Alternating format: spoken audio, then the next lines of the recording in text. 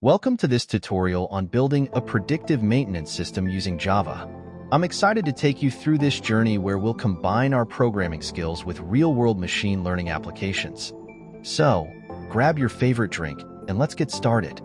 First, let's understand what predictive maintenance is. Predictive maintenance uses data analysis tools and techniques to detect anomalies in equipment and determine the need for maintenance before failure occurs. This drastically reduces downtime and repair costs. To build our predictive maintenance system, we will need to follow several steps. Here's an overview of our approach. 1. Data collection, gathering historical data. 2. Data pre-processing, cleaning and preparing data for analysis. 3. Model training, using machine learning algorithms to train our predictive model. 4. Evaluation, assessing the performance of our predictive model. 5. Deployment, making the predictive maintenance system available for use. We're going to cover each of these steps today, so let's start with the data collection phase.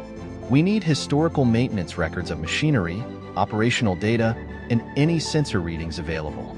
In real-world applications, you might gather this data from IoT devices, databases, or CSV files. For our example, we'll assume we have a CSV file containing simulated machine data. Let's create a sample CSV file. Open your text editor and create a file named machine_data.csv and insert the following data. Now we have a simplistic data set representing various parameters of the machinery and their failure indicators. Let's now move on to data pre-processing.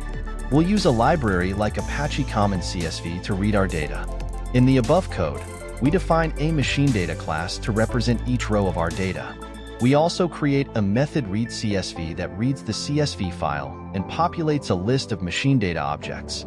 Next, we'll clean our data. Ideally, this would involve checking for null values, outliers, and ensuring that all data types are correct. For simplicity, we'll omit that for now and proceed to feature selection. Feature selection helps us determine which parameters significantly contribute to predicting machine failures. We'll use the temperature, vibration, and humidity as our features and failure as our label. Let's now proceed to model training. We'll leverage the Weka library for machine learning in Java. You can include Weka in your project by adding the following dependency to your Maven pom.xml.